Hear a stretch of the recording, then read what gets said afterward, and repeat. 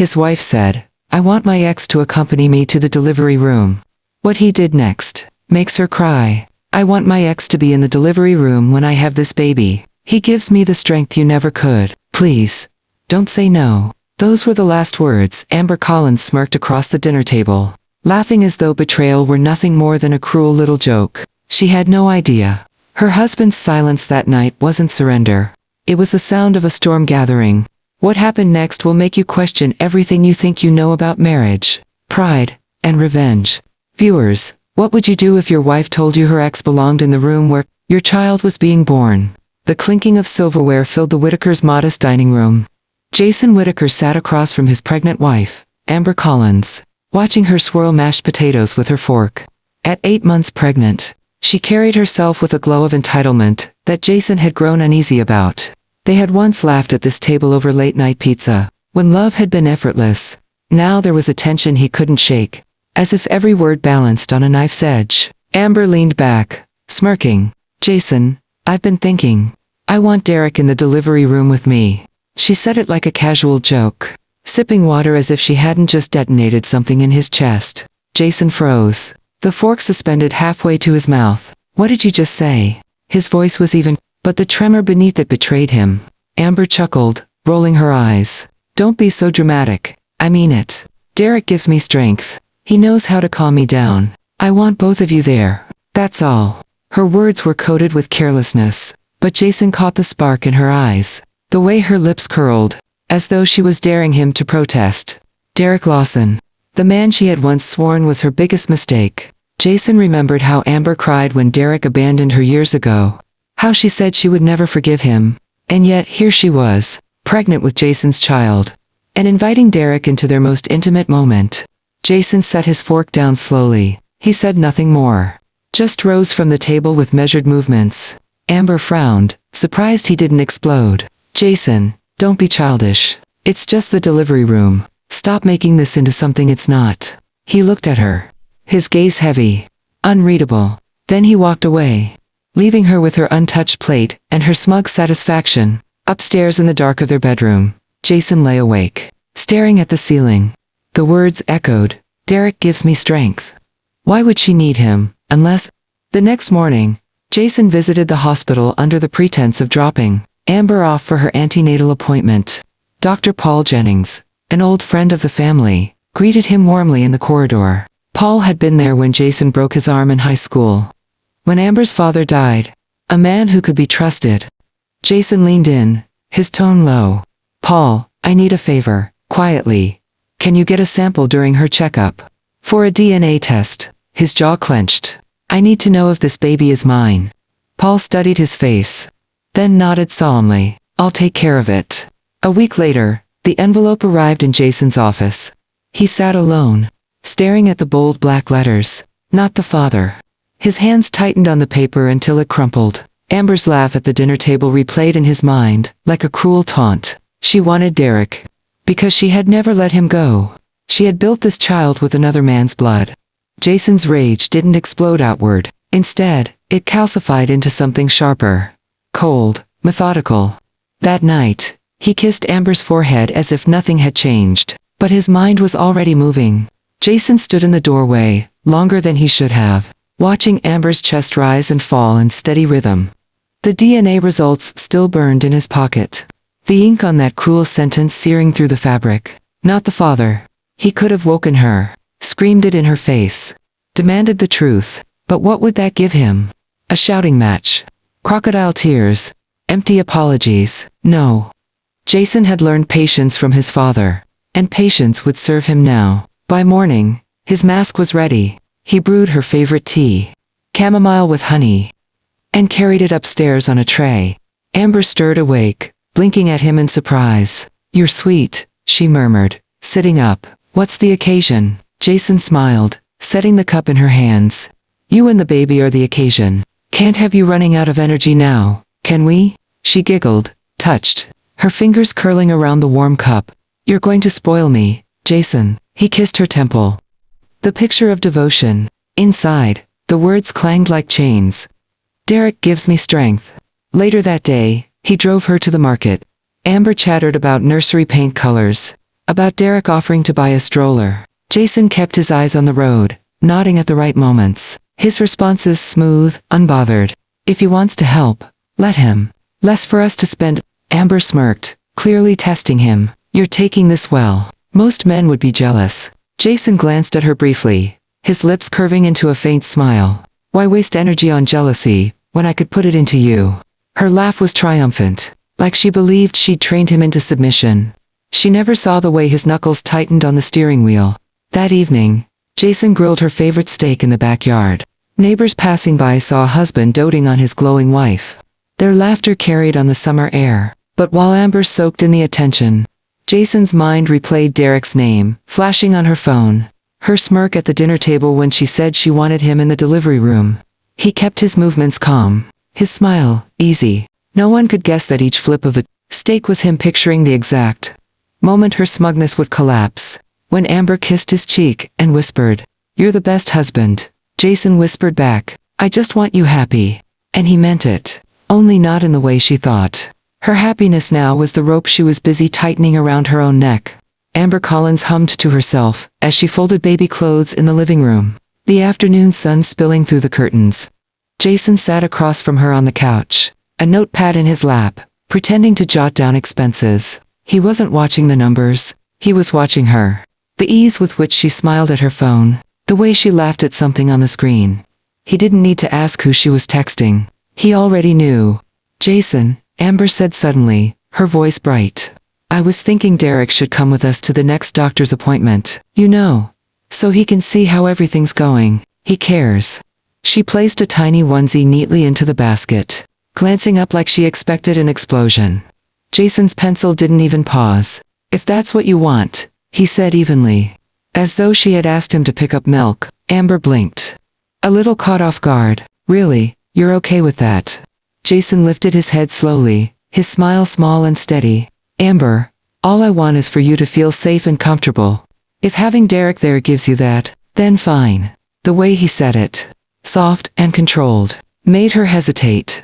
For a second, she searched his face, trying to find the crack, the jealousy, but Jason gave her nothing but patience. Nothing but the steady warmth of a husband who looked as though he would sacrifice anything for her. She mistook it for weakness. "Good," Amber said finally, relief and triumph mingling in her tone. "I knew you'd understand."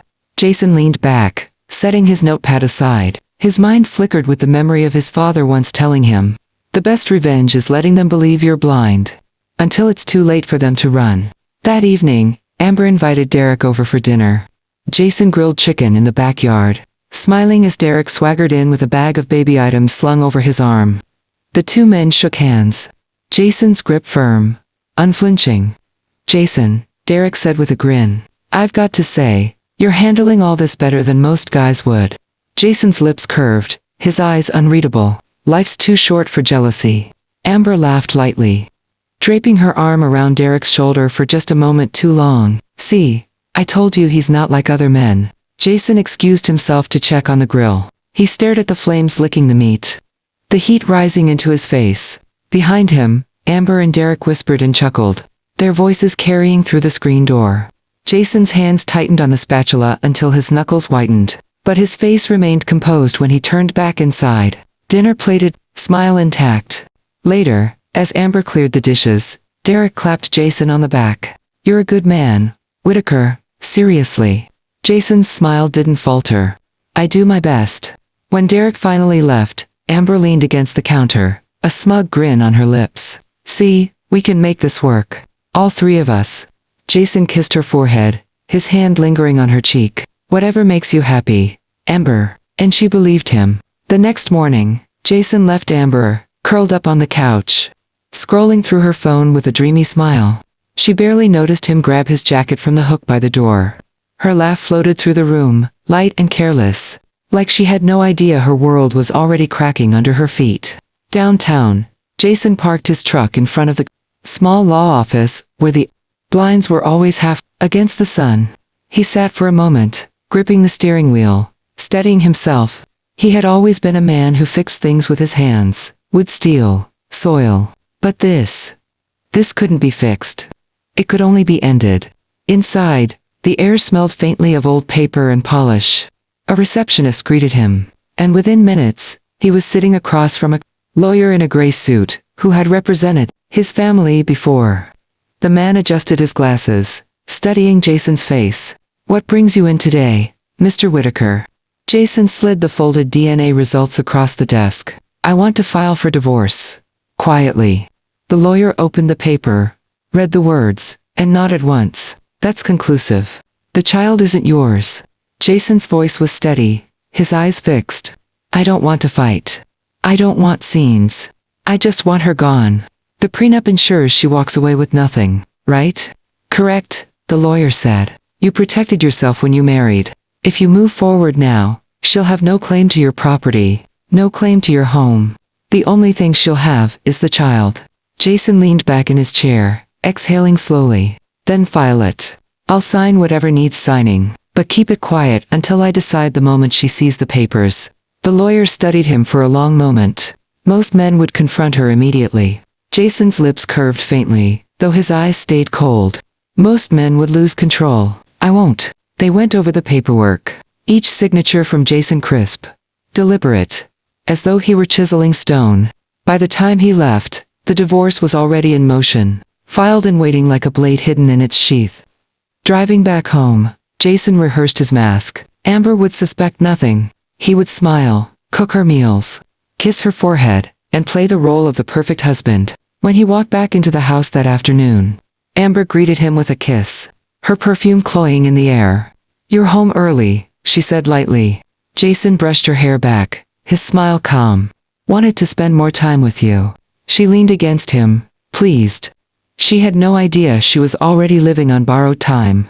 Amber was humming upstairs when Jason slipped into his study. The house smelled faintly of lavender from the candle she'd lit in the hall, but beneath it all, Jason smelled paper. The folded divorce papers tucked in his drawer, filed and waiting. He touched the drawer once, then let his hand fall. Timing was everything, and his moment hadn't come yet. The next evening, he stepped out into the warm night air and crossed the street to Mark Dalton's house. Mark had been more like a brother than a friend, since childhood. A man who could read Jason's silences better than most people could read words. They ended up in Jason's garage, the one place neither Amber nor anyone else ever intruded. Tools hung neatly on the wall, the air carrying the weight of oil and cedar. Mark cracked open a beer and handed one over. "You've been walking around like a man carrying a secret. Jay, what's happening?" Jason didn't reach for the beer. Instead, he pulled a silver key from his pocket and placed it on the workbench between them. The metal caught the light, sharp and deliberate. Mark frowned, picking it up. "This your spare?" Jason nodded once. "I'll be at the hospital soon. Amber's due any day now. When it happens, I'll need you here." With this, Mark turned the key in his fingers, confusion creasing his brow. "Here, doing what?" Jason's face was carved from stone, his eyes steady. "I'll tell you when the time comes, not before." The garage fell into a heavy silence. Mark leaned back on the stool, studying his friend. He'd seen Jason angry, seen him broken, but never like this. There was something colder in him now, something dangerous in its patience. "You're asking me to walk blind," Mark said at last. Jason finally picked up the beer, twisted the cap, and took a long drink before answering. "I'm asking you to trust me, that's all." Mark studied the key again, the weight of it heavier now than when Jason first set it down. He thought about all the years behind them. The nights sneaking out of their parents' houses, the fights, the weddings, the funerals. Jason had never asked him for something he didn't mean. "All right," Mark said quietly, pocketing the key. "I'll trust you." Jason set the empty bottle down and clapped a hand on his shoulder, the grip firm. "When I call, you move. No questions. No hesitation." Mark nodded, but unease shadowed his face. He wanted to press, to demand answers, but he knew Jason well enough to know that silence was part of the plan. Through the thin garage wall, Amber's laughter drifted faintly from the house across the street. Jason didn't look toward it. His jaw tightened once, then smoothed again. A week later, the envelope came back from the courthouse, thick with finality. Jason Whitaker stood in his study with the blinds half drawn, turning the packet over in his hands before breaking the seal. Inside lay the official confirmation that his marriage was finished on paper. just waiting for the moment he would let Amber see it. He placed it beside the DNA results in the drawer. 2 blades sharpened for the same strike.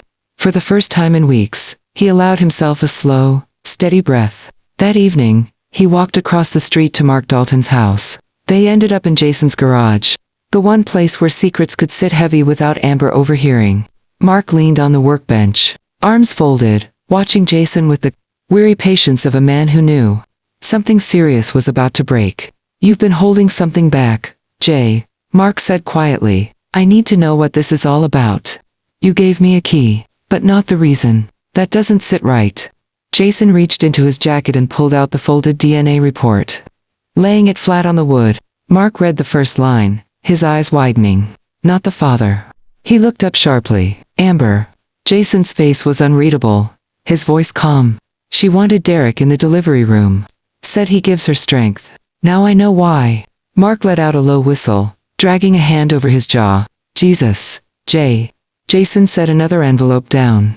"The freshly returned divorce papers. I filed last week. The prenup protects everything. She walks away with nothing." Mark's throat tightened as he looked between the 2 envelopes. "So, what do you need me for?" Jason leaned closer, his voice low and precise. "When she goes into labor, I'll be at the hospital with her. While I'm gone, you'll be here. Pack everything that belongs to her into luggage. You'll bring them to the ward, so she knows she's been erased. The rest you leave outside the hospital gate. When she tries to come home, there'll be nothing waiting." For a moment, Mark just stared. "That's brutal." Jason's gaze was steel. So was she. The garage fell silent.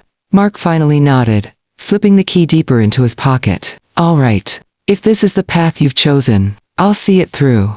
Jason clasped his shoulder. "Firm and final. When I call you, move fast. No hesitation."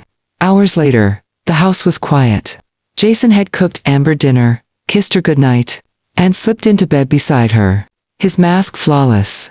She drifted into sleep with a faint smile, convinced both her husband and her old flame would stand by her when the baby came. Just after midnight, a sharp cry split the darkness. Jason woke instantly to find Amber doubled over, her face pale with pain. "My water." "Jason, it's time." He was already pulling her robe over her shoulders, steadying her with his arm. He grabbed the hospital bag, guided her toward the door, and spoke in that same calm tone that never wavered. "Breathe, Amber. I've got you." As he opened the door, she dialed Derek's number. She gasped between contractions, whispering into the receiver. "Meet us at the hospital. The baby is coming." Jason's face gave nothing away as he helped her into the Ford Fusion and drove into the night. The hospital smelled of bleach and rushing urgency as Jason Whitaker guided Amber through the sliding doors. Nurses swarmed instantly, lifting her into a wheelchair, their questions sharp and practiced.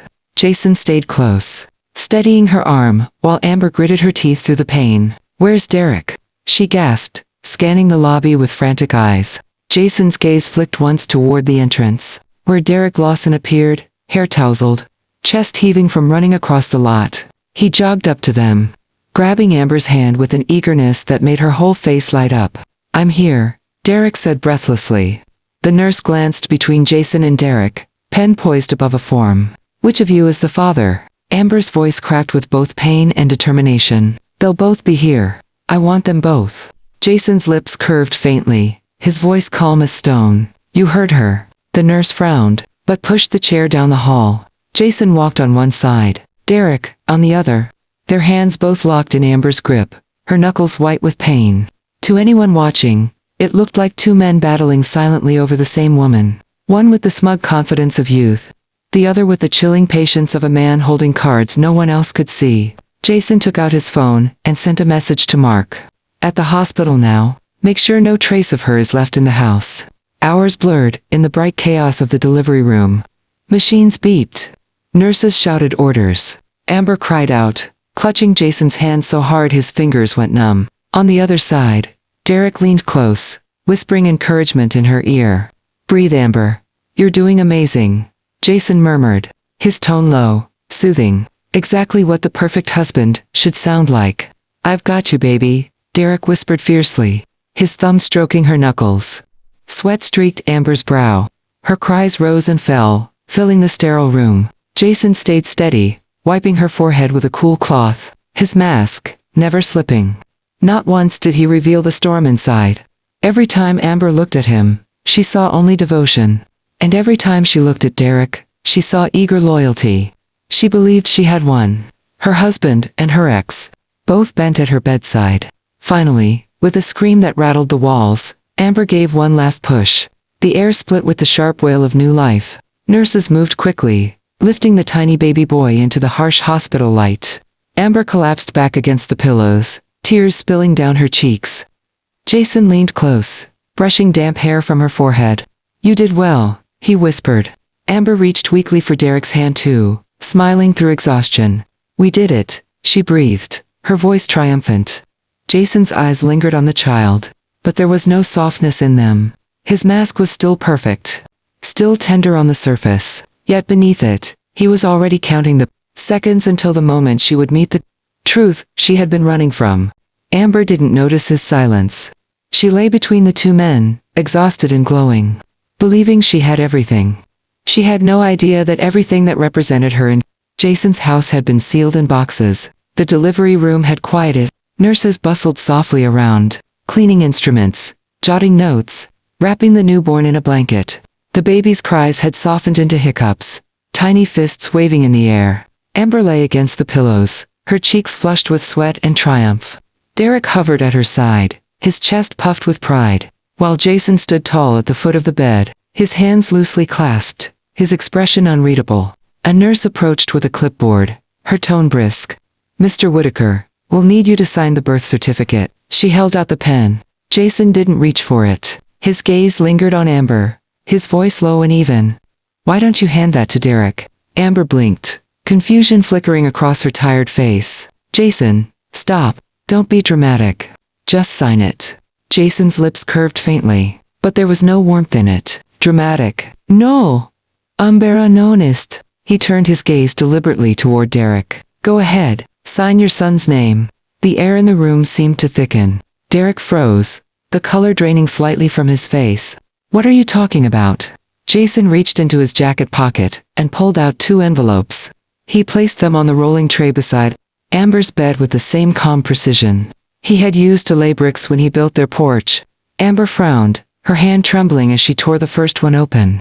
Inside lay the divorce papers. Official stamped. Final. Her breath caught. No. Her shaking fingers moved to the second envelope. When she pulled out the single sheet, her whole body stilled. The bold words stared back at her. Paternity test result, not the father. Amber's lips parted, a broken sound escaping her throat. "Jason, please, this isn't." Jason leaned closer, his voice low but sharp enough to cut. "You wanted him in the delivery room because he gives you strength. Now let him give you his name. This isn't my child." Derek's face twisted, shame flashing across his features as he stepped back from the bed. Amber's tears spilled freely now, her voice trembling. "It's not what you think. Jason, I was scared. Jason straightened, his calm more terrifying than rage. "Save it. I gave you everything. You threw it away. And now you get nothing." The nurse, sensing the storm, shifted uneasily, clutching the clipboard.